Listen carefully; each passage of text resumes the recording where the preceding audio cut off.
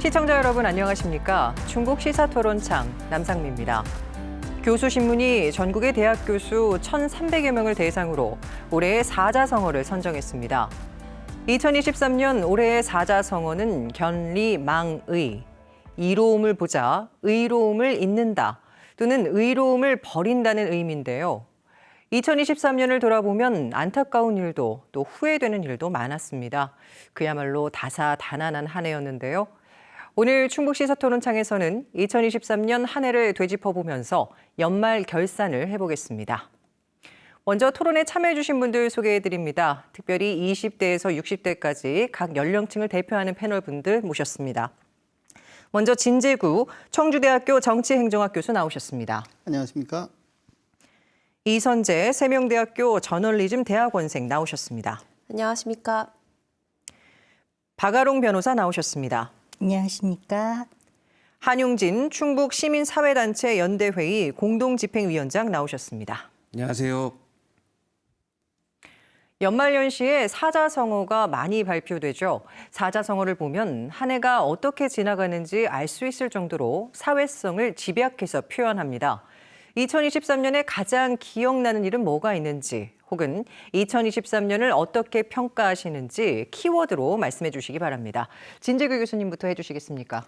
예, 저는 금년의 정치 상황을 표현하는 말로 캐비넷을 선정했습니다. 혹시라도 정치 상황이라고 하니까 섀도우 캐비넷을 생각하시는 분이 있을지 모르겠지만 그건 아니고 저는 검찰 캐비넷을 말하는 겁니다. 우리가 선출하는 대표가 아니라 지명하는 대표가 정치에 나서는 것이 좀 서글프기도 하고 그런 측면이 있기 때문에 오늘 키워드로 선정했습니다. 알겠습니다. 변호사님. 네, 제가 꼽은 2023년의 키워드는 중꺾마 그리고 꺽마입니다.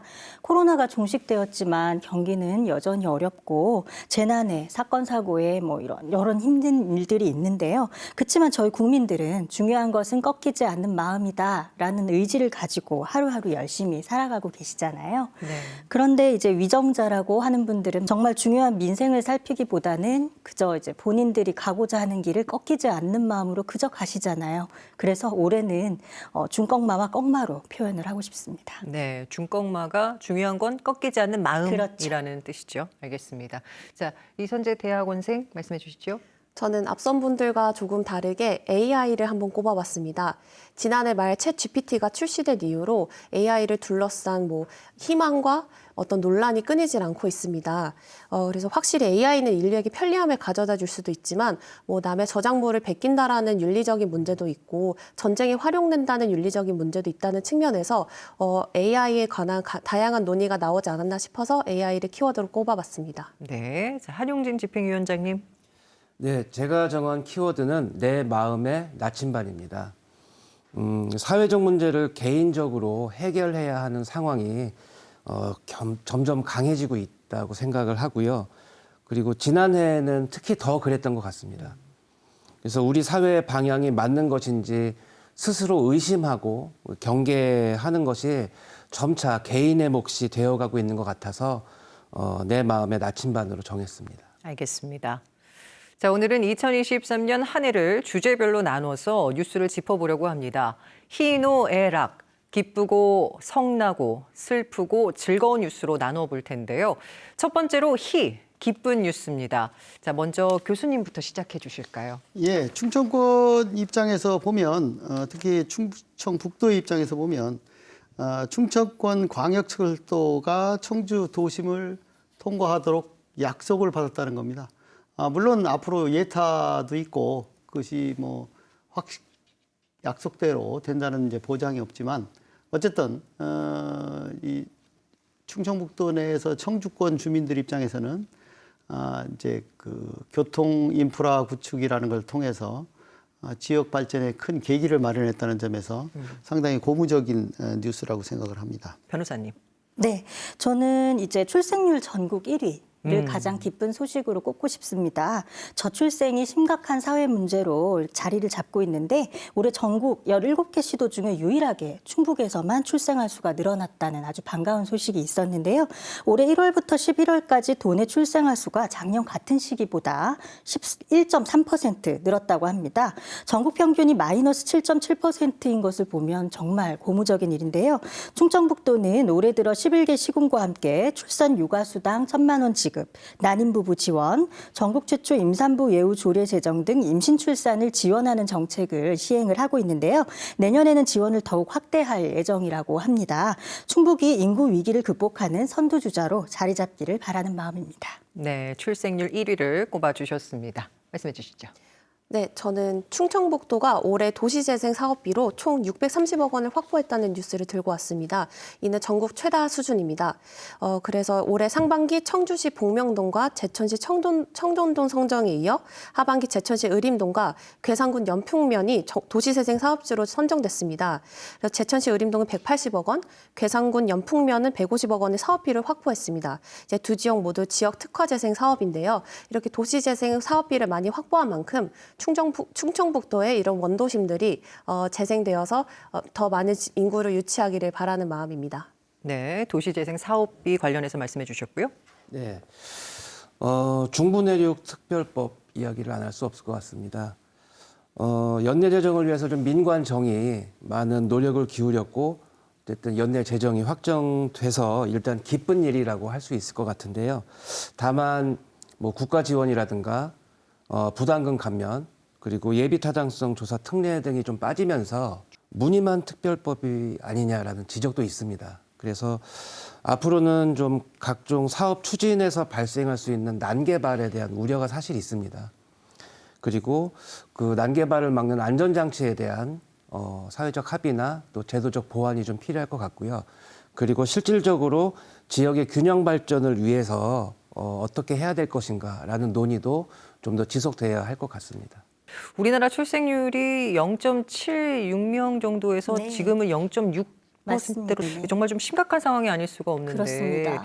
계속해서 이러한 정책들이 좀 많이 나와야 할 것 같은데 어떻습니까? 네, 그렇습니다. 지금 이제 충북도가 타 시도에 비해서 이제 상당히 공격적이고 과감한 출산, 임신 이제 지원 정책을 펼치고 있는데 이것과 더불어서 이제 그 육아휴직이라든지 육아기 근로자들을 배려하는 그런 정책도 같이 시행이 되어서 좀 더 이렇게 다방면에서 임신과 출산을 돕는 그런 일들이 이제 이루어지면 좋겠습니다. 네, 교수님은 어떻게 생각하세요? 예, 과거에는 이제 합계 출산율이라는 용어를 썼었는데 어느 순간부터 합계 출생률이라는 용어로 네. 바뀌었죠. 그 용어 자체가 별거 아닌 것 같지만 상당한 의미가 갖는 게 뭐냐면 최근에 그 젊은 여성들이 여성이 출산하는 기계가 아니다. 그런 의미에서 출산율이라는 용어 자체를 기피합니다. 말하자면 최근에 그 출생률의 저하 문제는 과거처럼 경제적인 문제만 가지고 해결할 수 있는 것이 아니라는 거죠. 제가 27년 동안 학교에 있으면서, 그러니까 27년 전에 20대하고 지금의 20대들의 상황을 물어보면 과거에는 진짜 경제적인 문제라든가 이런 것들이 중요한 요소였어요. 그런데 지금의 젊은이들이 결혼하지 않고 또 아기를 낳지 않는 이유의 문제는 전반적인 사회의 흐름, 경쟁 구도 이런 것들이 매우 많이 깔려 있다는 거죠. 아주 심한 표현을 쓰면 어떤 젊은이들은 내가 아이를 낳아서 나처럼 힘들게 사는 것을 보고 싶지 않다. 말하자면 자기가 커 나가는 과정이 매우 치열한 경쟁 사회였기 때문에 자기가 지금 나와서 그런 경쟁 구도하에 키울 자신이 없다. 이런 그 심리적 압박감이 매우 크다고 합니다. 우리 젊은이들한테 출생률의 문제를 뭐 국가를 위해서 헌신해라 뭐 그런 차원의 것으로 얘기하면 안 되고요. 기본적으로 왜 젊은이들이 결혼도 하지 않고 출생률 저하의 문제에도 불구하고 아이를 낳지 않으려고 하는지 근본적인 심리적인 요인에 대한 파악이 필요하다. 그 얼마 전에 국회에서 50대 이상의 아주머니들이 모여서 저 표현이 지나셨나요?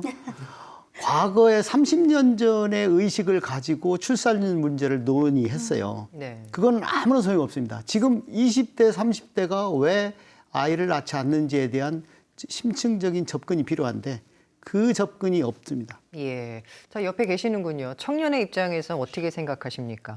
저는 방금 교수님이 60대신데도 어떻게 이렇게 잘 아실까라는 생각을 하면서 들었습니다. 사실 경제적인 이유도 있지만 심리적인 이유도 많이 큰 것 같아요. 저는 개인적인 생각으로는 이제 수도권 과밀화가 또 하나의 원인이라고 생각합니다. 이제 청년들이 아이를 낳아서 생활할 공간이 없다 보니 이제 수도권에서는 아이를 낳지 않는 현상이 발생하는데 또 청년들은 많이 수도권으로 떠나고 그래서 충북도에서 출생률이 이렇게 많이 나왔다는 이유는 여건만 갖춰지면 청년들이 또 아이를 낳을 의향이 있다라고 저는 생각을 했습니다. 알겠습니다. 자, 다양한 의견 들어봤는데요. 진 교수님께서 올해의 희 뉴스 정리를 좀 해주실까요?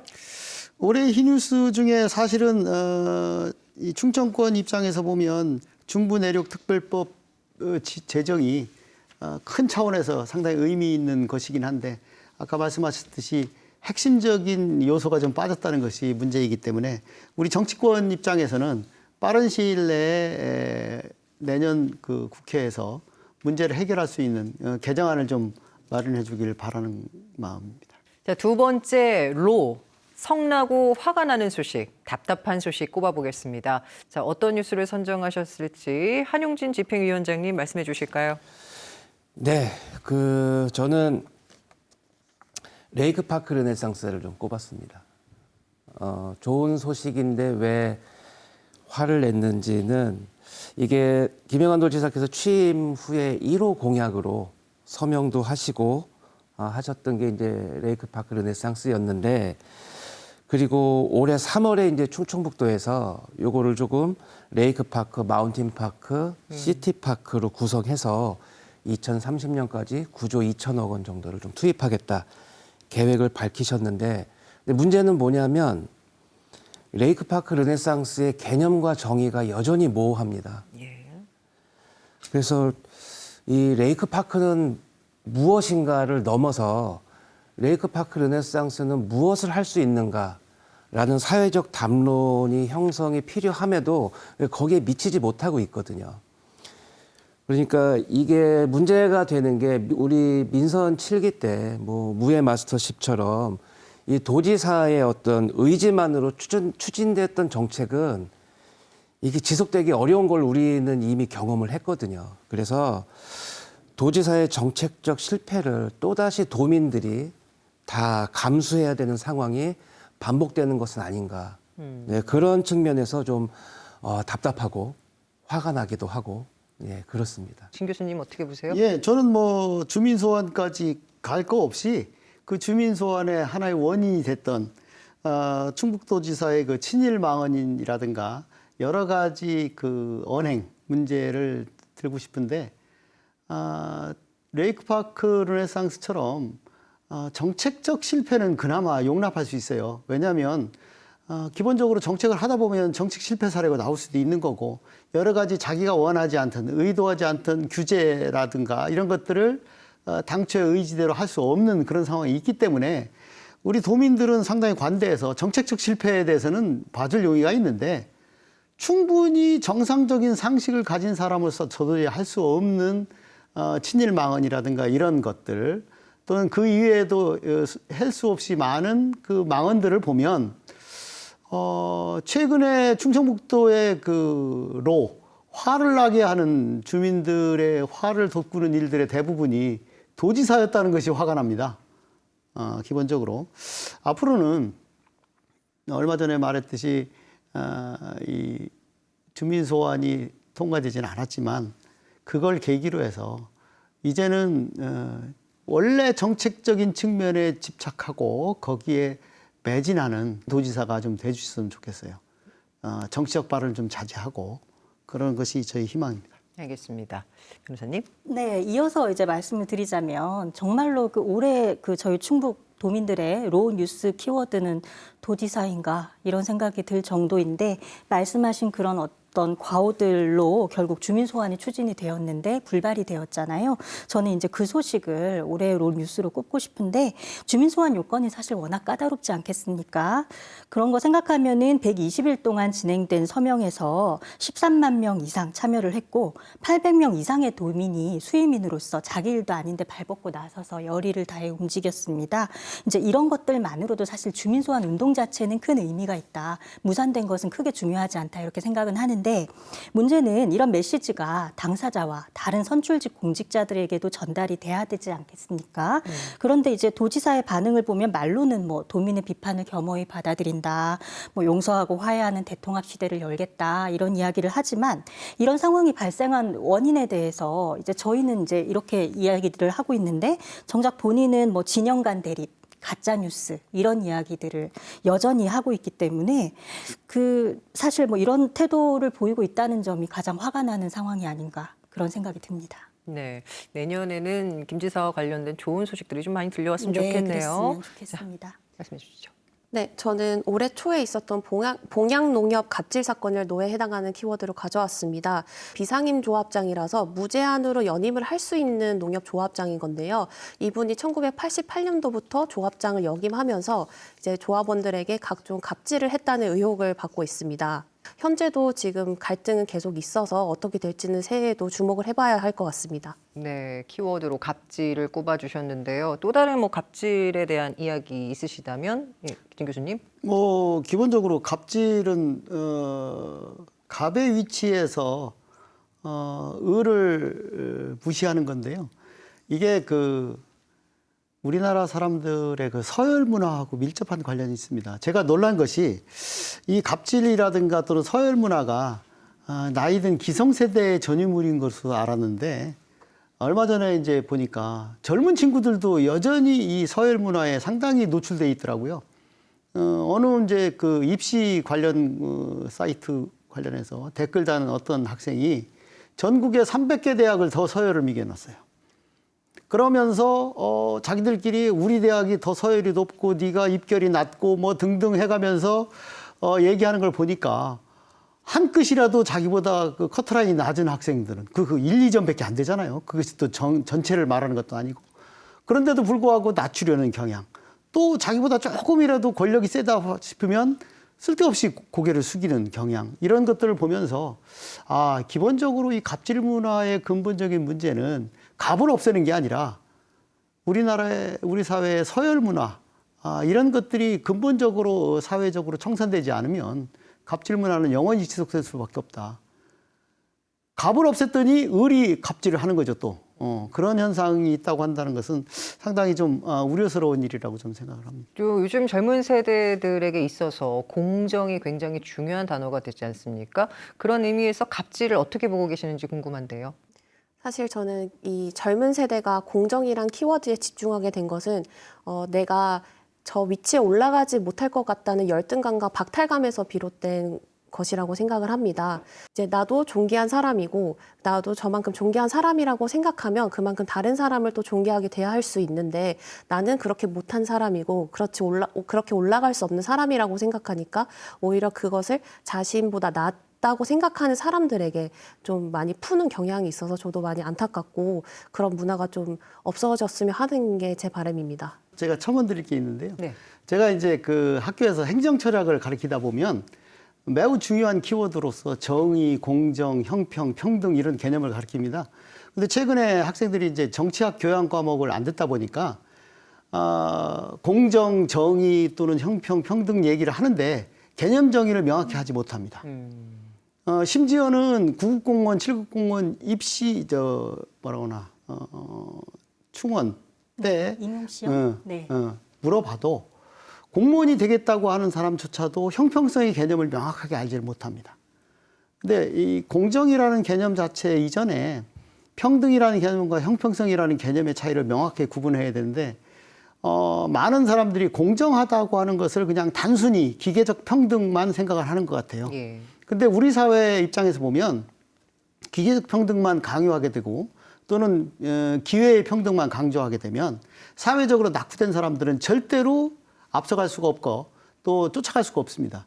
그래서 형평이라는 개념, 말하자면 합리적 근거를 가진 차등대우라고 하는 형평성 개념이 필요한데 그 형평성 개념에 대해서 상당히 부정적인 인식을 또 갖고 있더라고요. 말하자면 나보다 훨씬 약한 지적장애인이나 신체장애인 또는 가난한 사람에 대해 정부가 좀 더 배려하는 거 이거에 대해서 못 참아요. 물론 나도 여유가 없으니까 그런 현상이 발생할 수 있지만 우리 사회가 좀 더 좀 나아가려면 공정한 사회가 되려면 사회적 약자에 대한 배려라고 할 수 있는 형평성의 문제에 대해 좀 더 관대한 입장을 가져야 되지 않나 이런 생각을 합니다. 자, 이렇게 로 뉴스를 짚어봤습니다. 집행위원장님 정리해 주실까요? 우리 충청인의 여러 특징 중에 하나가 싫은 내색을 잘 안 하는 거거든요. 그럼에도 불구하고 오늘 이렇게 많은 세대가 이 도지사님과 관련된 안건 그 내용을 가지고 이 답답하고 화가 난다는 소식을 전해주셨거든요. 그래서 이거는 좀 도지사님께서도 만약 이 프로그램을 보신다면 좀 심각하게 받아들이셔야 되겠다. 왜냐하면 도지사라는 공적 지위는 문제를 해결하고 갈등을 봉합하는 곳이지 이 갈등의 중심이 되어서는 안 되거든요.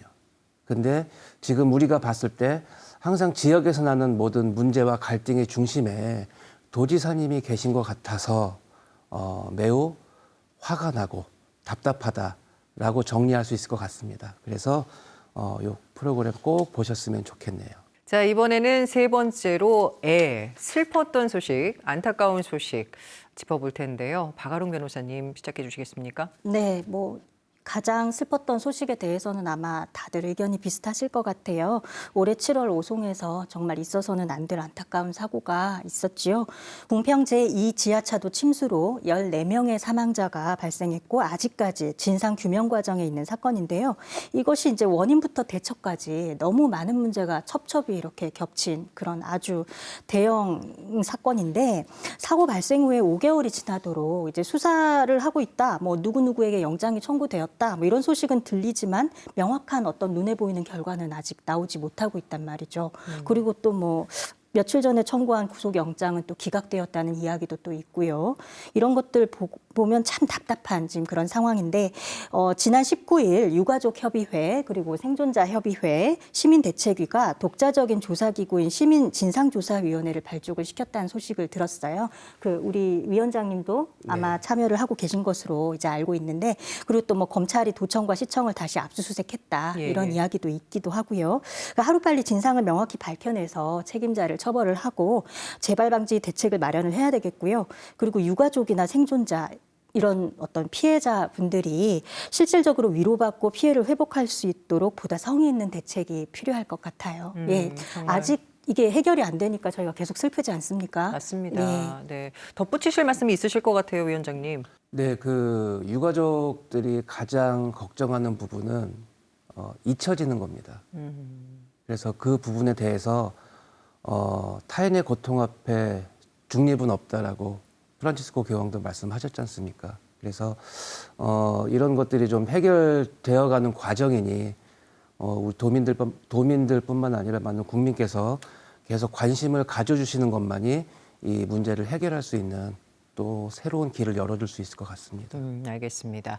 자, 뉴스 교수님 하나 짚어주시죠. 예, 저는 아까 조금 얘기했던 거와 관련이 있습니다만 학부모 갑질과 교권 추락의 문제를 애로 다뤘습니다. 이게 로가 아니고 애인 이유는 너무 짠하다는 생각이 드는 거예요. 왜 그러냐면 사실은 과거에 저희들이 학교 다녔을 때에는 교권이 너무 강해서 학생들이나 학부형에 대한 인권 침해가 오히려 교사에 의해서 주도됐거든요. 저도 많은 그런 걸 경험했고 내 친구들 많이 경험했지만 그것이 한 세대가 딱 지나니까 입장이 완전히 바뀐 거죠. 과거 교사들이 했던 갑질을 이제는 학부형들이 하고 있는데 이 과정에서 우리는 이제 이해할 수 없는 그런 현상이 발생을 하잖아요. 학생들을 가르치는 교사들에게 부당한 요구를 하거나 내 아이를 위해서라면 다른 사람의 권리, 다른 학생의 권리는 침해도 좋다. 이런 인식이 왜 발생했을까?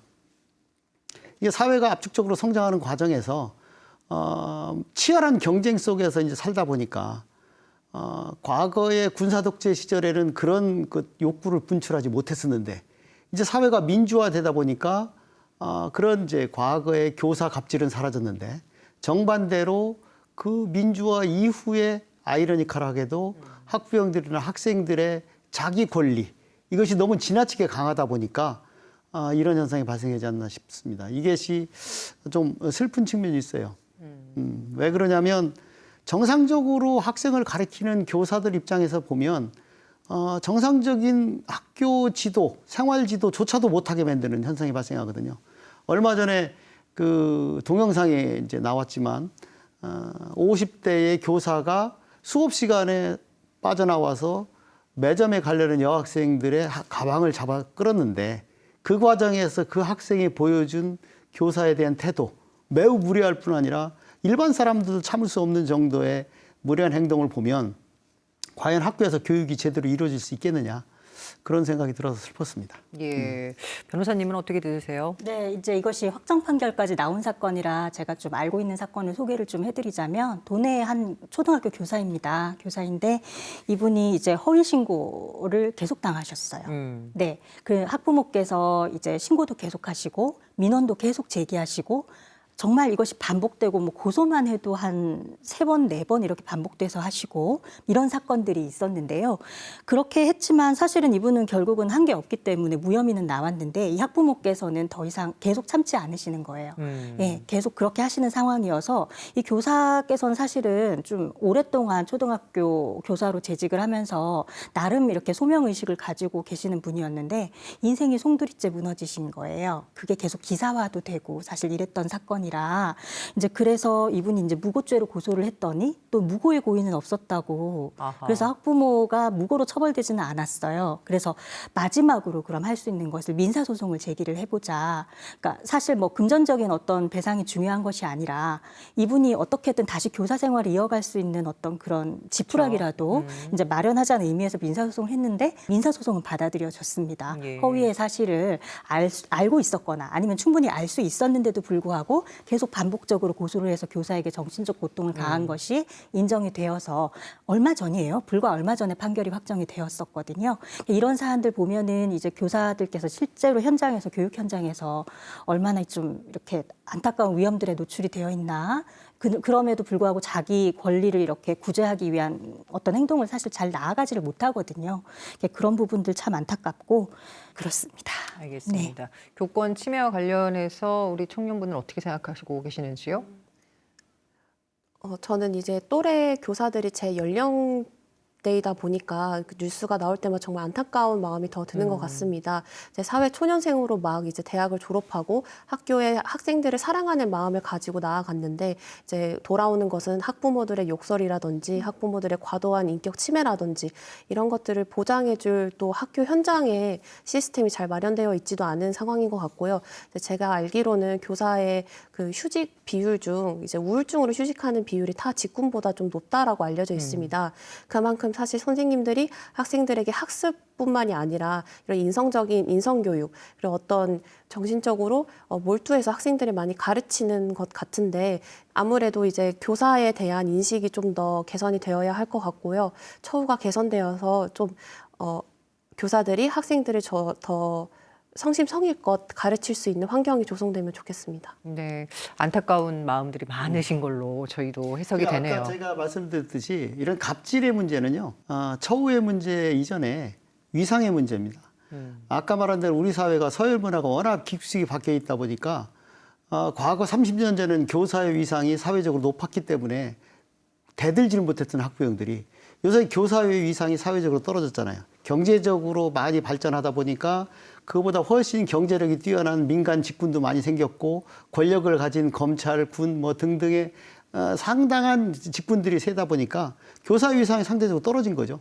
그런 사회적 위상이 낮아진 거에 대해서 과거처럼 자녀의 스승이라는 생각을 가지고 대하는 것이 아니라 저건 뭐 무시해도 되는 직종 이런 식의 인식이 깔려 있다는 거죠. 말하자면 우리 사회가 근본적으로 다른 형태의 갑질뿐 아니라 교사 갑질을 근본적으로 해결하려면 어떤 그 사회적 그 지위, 사회적 위상을 가지고 대우하는 사회 이런 것들이 좀 사라져야 된다고 생각합니다. 저희가 조금 이제 경계했으면 좋겠다는 지점도 있는 것이 얼마 전에 충남에서 학생인권조례가 폐지됐다는 맞습니다. 이야기가 있었는데요. 사실 교권과 학생의 인권은 어느 한쪽의 대우가 되면 어느 한쪽은 또 이렇게 처우가 낮아지고 이런 것이 아니라 네. 충분히 양립할 수 있습니다. 그런데 이것을 마치 대결 개념으로 이렇게 보아서 어떤 뭐 정치적인 목적으로 이용한다든지 이렇게 하는 일들은 좀 지양이 되어야 하지 않을까 생각합니다. 학교를 사회 축소판이라고도 표현을 하거든요. 그러다 보니까 학교 안에서도 그 다양한 구성원들 사이에 권리와 권리가 충돌하는 현상이 충분히 생길 수 있죠. 그런데 그런 것들이 해결되는 과정에서 우리가 갑을 관계라고 하면 이게 사실 수평적인 관계거든요.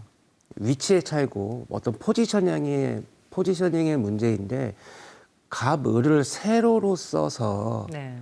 위계 관계로 이해를 하고 그 관계선을 그렇게 위계적 관계 안에서 해결하려고, 그러니까 권리와 권리의 충돌인데 그것을 위계 구조로 만들어서 이렇게 강압적으로 해결을 하려고 하는 경향이 이제 학교에서도 나타났다라고 이해를 한다면 이것은 학교만의 문제가 아니라 우리 사회의 문제일 수도 있거든요. 그래서 이러한 현상들이, 그러니까 수평적 관계를 자꾸 위계 구조화해서 갑을 관계로 또 병까지 나갈 수 있는 이런 관계로 해석하는 어떤 사회적 문제의 한 모습이다.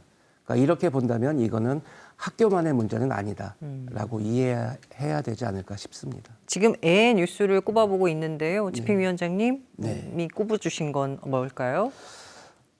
청주시청사 철거를 꼽아봤습니다. 왜냐하면 민선 7기 청주시에서 아주 오랜 동안 합의를 했거든요. 이 본관동을 존치를 할 것이냐 말 것이냐. 그래서 우여곡절 끝에 본관동을 존치를 하자라고 합의를 했는데 이게 민선 8기 청주시에서는 요걸 이제 백지화했죠. 그리고 결국은 철거가 됐습니다. 그런데 이 대부분 지자체를 보면 이 문화재과가 아니라 문화유산과를 설치를 하고 있어서 뭐 매장문화재라든가 뭐 건축물 중심의 그 문화재 관리를 넘어서 미래 문화유산까지를 포함하고 있거든요. 그렇게 봤을 때 우리나라의 1960년대에 지어진 시청사를 가지고 있는 시가 얼마나 더 있을까? 그리고 거기다가 그 건축학적으로서도 여러 가지 의미가 있고 또 보존 가치가 충분히 있다라고 평을 듣고 있는데, 그래서 그 과정에서 좀 근거 없이 외색 논란도 있었고요.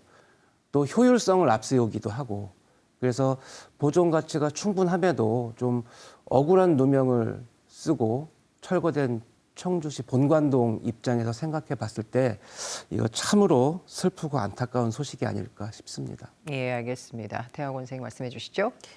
네, 저는 베트남 출신 외국인 노동자 2명이 사망한 사건을 꼽아봤습니다. 지난 여름 청주시 오성읍의 아파트 신축 공사 현장에서 베트남 국적 노동자 2명이 25층 높이에서 추락해 숨진 사건이 발생했습니다. 이제 9월에는 충북 진천에 있는 공장에서 외국인 노동자가 사망한 사건도 있었는데요. 이제 반복되는 외국인 노동자 산재 사망 사건에 해결을 촉구하는 목소리가 이어지고 있습니다. 하지만 이제 정부는 내년도 예산안에서 외국인 노동자 센터 예산을 전액 삭감했습니다. 그래서 충북에도 한 곳이 있는데요. 이제 이렇게 된다면 이제 외국인 노동자는 앞으로도 더 많이 들어올 예정이지만 현장에서는 이런 산재 사고가 더 끊이지 않을 수 있겠다라는 우려의 목소리도 많이 나오고 있어서 애 뉴스로 꼽아봤습니다. 자, 박아름 변호사님, 애 뉴스 정리해 주시겠습니까? 이 애 뉴스 부분이 저희가 좀 주목을 해야 할 것이 희로 애락으로 이제 주제를 선정해 달라고 하셨었는데 희와 락은 사실 찾기가 좀 쉽지 않아서 그 부분이 어려웠고요. 네. 그리고 로는 사실 좀 많은 분들의 의견이 조금 한쪽으로 모아지지 않았습니까? 그런데 애는 너무 많아서 다방면에서 너무 많은 것들이 일어나서 뭐 사고도 있었고 그리고 뭐 노동계에서도 일이 있었고 교육계에서도 일이 있었고 문화계도 일이 있고 참 다방면으로 슬펐던 한 해였습니다. 근데 이것을 어떻게 해결해 나갈지 사실 조금 그 방법이 보인다면 또 희망을 제시할 수 있을 텐데 지금 상황이 조금 그런 부분도 좀 어렵지 않나 이런 생각도 들어서 내년에는 애 뉴스를 고르기 좀 어려운 그런 상황이 되었으면 하는 생각이 듭니다. 끝으로 즐거웠던 소식을 짚어보죠. 어떤 뉴스가 즐거움을 줬을지 궁금한데요. 먼저 이선재 대학원생 어떤 걸 꼽아주셨습니까? 저는 충북 오송에 K 바이오스퀘어가 조성된다는 뉴스를 가지고 왔습니다. 이제 지난 6일 정부가 충북 오송을 K 바이오스퀘어로 직접 육성하겠다고 발표를 했는데요. 이제 청주시 오송 1산단, 오송 3산단에 오송 K 바이오스퀘어를 조성할 예정이고 이제 국가 제4차 생명공학 육성 기본계획에 반영돼서 내년부터 본격적인 조성 사업을 추진한다고 합니다. 그래서 카이스트 오송 바이오메디컬 캠퍼스가 여기에 형성될 예정이고 이에 맞는 다양한 바이오 창업타운이 조성되고 이들을 감당할 기숙사라든지 여러 식당들이 많이 형성될 예정이어서 이제 지역에 새로운 활기를 불어넣을 수 있는 사업이 아닌가 싶어서 가져와 봤습니다. 네, 양질의 일자리가 늘어나는 부분에서는 청년들도 어떤 생각을 갖고 계실 것 같은데요. 어때요? 네, 사실 지역에서 가장 구하기 어려운 것이 양질의 일자리입니다. 네, 이렇게 국가 주도로 바이오스퀘어라는 미래 산업 단지가 형성이 된다면 이제 학생들도 그렇고 지역민들도 그렇고 모두가 상생할 수 있는 길이 아닌가 싶습니다. 네, 기쁜 소식 잘 들었고요. 자, 이번에는 진 교수님이 예, 저는 뭐 금년에 공식적으로 코로나 팬데믹 소멸이라고 하는 것을 락의 뉴스로 가져왔습니다. 뭐 충청북도에 국한되는 건 아니지만 워낙 이게 그 파고계력이 큰 뉴스이다 보니까 근데 이제 이 과정에서 이제 벌써 사람들은 언제 코로나가 있었냐라고 하는 것을 이제 다 잊어버릴 정도가 됐지만 우리가 짚고 넘어가야 될 거는 그 코로나가 3년 동안 창궐하는 과정에서 우리 삶의 패턴이 엄청나게 바뀌었다는 것이고 또 많은 사람들이 삶의 방식이 변하면서 도태된 사람도 많았고 또 뭐 그 와중에 이제 어떤 계기가 돼서 그걸 통해서 흥한 사람도 있지만 많은 사람들이 그 코로나 과정에서 사회적으로 도태되거나 삶의 기반을 잃어버린 사람이 많았거든요. 그런데 코로나가 팬데믹이 소멸됐다고 하더라도 그분들이 지금 아직도 일어서지를 못하고 있어요. 그래서 이게 기쁜 뉴스이긴 한데 그것이 이제 슬픈 측면이 있죠. 그런데 어쨌든 이제 지금 심기일전해서라도 그 3년 과정에서 도태됐던 사람들이 사회의 도움으로 또는 자력갱생의 힘으로 다시 이제 살아날 수 있는 기반이 마련됐으면 좋겠습니다. 네, 변호사님. 이 코로나로 여러 산업이 많이 힘들었지만 그 항공 쪽도 많이 힘들었었잖아요. 예. 그래서 올해 지역 경제나 일상생활 면에서 그래도 가장 크게 체감할 수 있었던 즐거운 일이라고 하면 청주국제공항 활성화를 들고 싶습니다. 코로나로 이제 중단되었던 국제선 운행이 하나씩 이제 재개가 계속 되고 있잖아요. 올해 이용객 수가 공항의 소용 한도를 넘어서기도 했다고 하는데요. 그래서 이제 인프라 개선이 시급하다는 목소리가 계속 나오고 있고 지난 5일에는 민관정이 공동으로 민간 전용 활주로를 신설해 달라, 활성화를 추진해 달라 이렇게 주장하는 단체도 또 출범을 시켰다고 해요. 청주공항이 중부권 거점 공항으로 자리 잡고 이것이 또 지역 경제에도 큰 도움이 되었으면 좋겠습니다. 혹시 덧붙이실 말씀 있으세요? 아까 말씀드린 대로 그 수용 한도를 초과했다고 하니까 빠른 시일 내에 이제 민간 활주로가 더 추가적으로 건설됐으면 좋겠다는 생각이 듭니다. 알겠습니다. 자, 즐거운 뉴스를 꼽아보고 있습니다. 자, 이번에는 한용진 집행위원장님. 네. 그 얼마 전에 충북대하고 그 교통대하고 이제 통합 소식이 들렸는데 보통 이제 그 학교에 대학의 이제 구성 주체를 학생, 교수, 교직원 이렇게 보는데 모두에게 환영받고 있지는 않는 것 같아서 좀 조심스럽긴 합니다만 이 뉴스를 꼽은 이유는 그 충북 지역에 지금 예술대학이 없거든요. 예술대학이 없고 사립대학에서도 지금 예술대학이 다 폐과되고 폐지되고 그래서 충북 지역에 지금 예술대학이 사실상 없는 상태라고 볼 수 있는데 이 충북대하고 교통대하고 이 통합 과정에서 그런 예술대학이 좀 다시 들어설 수 있는 좀 틈이 생긴다면 얼마나 좋을까라는 그 상상만으로도 즐거운 뉴스로 좀 해석을 해봤습니다. 사실 그 문제가요. 많은 그 사립대학은 이제 통합이 거의 안 되지만 국공립대학 경우에 이제 통합이 많이 되잖아요. 여전히 통합이 미완의 상태로 남아 있는 경우가 많습니다. 예를 들어서 거점 국립대학이라고 하는 타이틀을 가지고 있는 대학과 그냥 국립대학이라고 하는 타이틀을 가지고 있는 대학이 통합을 합니다. 예를 들어서 경북대와 저기 상주대, 또 저쪽에 이제 부산대와 밀양산업대 이렇게 통합을 하잖아요. 이제 이런 것들이 보면 아주 미세한 차이의 그 입결, 공정 뭐 이런 걸 내세우면서 자기랑 조금이라도 이 차원이 다른다 하면 같은 대접을 안 해주려고 하는 경향이 있죠. 너랑 나랑은 다르다. 이런 인식을 갖고 있다 보니까 통합이 안 되는 거죠. 이건 대학 통합의 문제뿐 아니라 국민 통합의 문제도 연결지어할 수 있습니다. 우리 사회에서 시급히 극복해야 될 것이 이제 서열 문화 또는 그 차별 문화 이런 것들을 별거 아닌 내용을 가지고 자꾸 서열을 매기려는 그런 인식 이것들이 이제 바뀌어야 된다고 생각합니다. 네, 즐거운 뉴스를 저희가 짚어봤는데 갑자기 이렇게 된 것 그것이 같습니다. 해결돼서 좀 잘 됐으면 좋겠다는 맞습니다. 생각입니다. 예. 자, 즐거운 뉴스, 락 뉴스 정리해 주시겠습니까? 네, 저는 저희가 얘기한 것들의 공통점이 미래에 대해서 이야기를 한다라는 것이었습니다. 이제 아무래도 사람이 즐거움을 느낄 때는 미래에 대해서 상상을 할 때 즐거운 것 같아요. 이제 코로나로 인해서 힘들었던 과거가 이제 멈추고 앞으로는 좀 더 우리가 숨을 쉬면서 살아갈 수 있을 거라는 희망.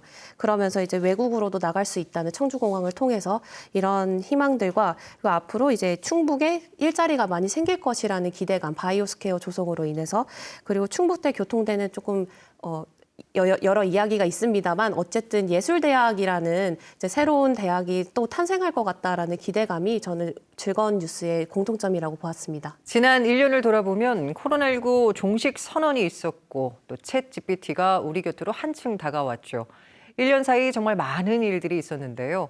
끝으로 내년에 듣고 싶은 뉴스, 희망하는 뉴스가 있다면 어떤 내용인지 말씀해 주시기 바랍니다. 어느 부분부터 시작해 주실까요? 교수님? 예. 뭐 우리가 흔히 말하는 대로 민주주의라고 하는 말이 보편적인 단어가 됐으면 좋겠다. 우리 사회는 지금 민주주의가 완성된 사회가 아닙니다. 흔히 이제 뭐 어떤 분들은 민주주의 반대말이 공산주의라고 생각하는 분도 있지만 그거는 이제 틀린 개념이고요.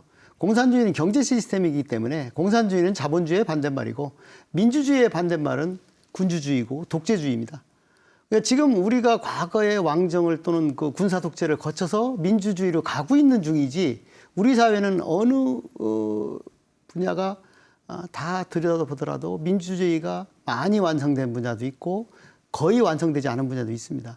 우리 사회가 전반적으로 국민이 주인이 되는 그런 나라가 좀 돼가기를 기대합니다. 네, 변호사님. 네, 저는 이제 두 가지 소식을 기대를 하는데요. 내년에 총선이 있지 않습니까? 적법한 절차에 따라서 민의를 제대로 반영한 결과를 얻었다. 이런 뉴스가 나오기를 기대를 하고요.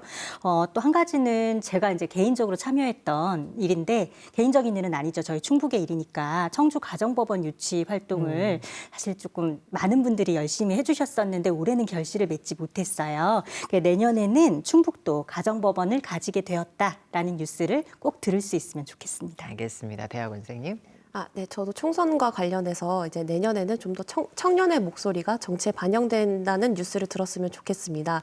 이제 아무래도 청년의 목소리들이 많이 묻혔던 한 해였던 것 같습니다. 정치권에서 여러 논란들과 여러 논의들 때문이었던 것 같은데요. 이제 총선이 있는 만큼 이제 정치인들도 청년과 이런 소수자, 약자들의 목소리를 좀 더 대변하는 민생을 대변하는 정치인들이 많이 나왔다는 뉴스를 듣고 싶습니다. 알겠습니다.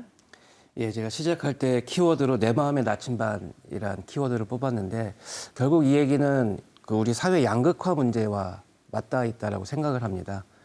그 갈등 구조에서 모든 것들을 개인이 해결해야 하는 그런 상황이 점점 심화되고 있는데 그 내년에는 좀 우리 모두의 나침반이 작동을 해서 사회 양극화 문제가 좀 완화되어 가고 있다. 라는 소식을 들었으면 참 좋겠습니다. 네, 자, 네 분 토론 참여해 주셔서 고맙습니다. 2024년에는 패널 여러분이 말씀해 주신 희망 뉴스가 현실로 이뤄지길 바랍니다. 그리고 현재 진행 중인 전쟁이 끝나서 모두 안정적이고 평화로운 삶을 영위했으면 좋겠고요. 2024년은 기쁘고 즐거운 뉴스를 통해 많이 웃을 수 있는 한 해가 되길 바라며 충북 시사토론창 여기서 마칩니다. 시청해주신 여러분 고맙습니다.